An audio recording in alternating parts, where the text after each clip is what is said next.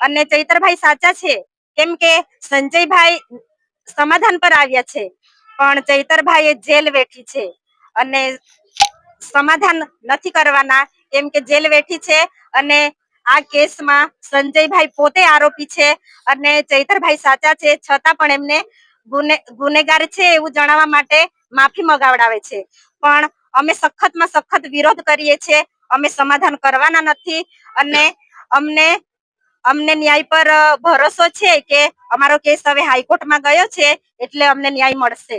વસાવા સમાજના જે પ્રમુખ છે ઘરાસિયા સાહેબ, સંજય વસાવે ચૈત્ર વસાવા માફી માંગે તો અમે સમાધાન કરવા તૈયાર છે. ચૈત્ર વસાવા સાહેબનું શું સ્ટેન્ડ હતું?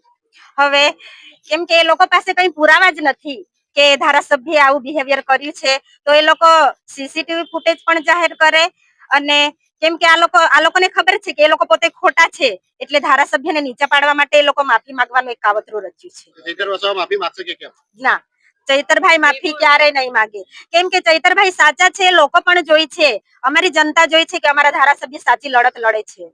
બેન, કલેક્ટર સાહેબને આપ મળ્યા, શું કીધું કલેક્ટર સાહેબે? શું આશ્વાસન આપ્યું છે, શું કહ્યું છે, તમે શું રજૂઆત કરી? કલેક્ટર સાહેબને અમે મળ્યા, અમે આવેદન પત્ર આપ્યું, અમારી ઘણી રજૂઆતો સાંભળી, ઘણી રજૂઆતો નથી સાંભળી, એટલે અમે કલેક્ટર સાહેબને પણ કહીએ છીએ કે જલ્દીથી અમને ન્યાય મળવો જોઈએ. આવતા દિવસોમાં પછી અમારા લોકો જેલ ભરો આંદોલન કરવા પણ તૈયાર છે.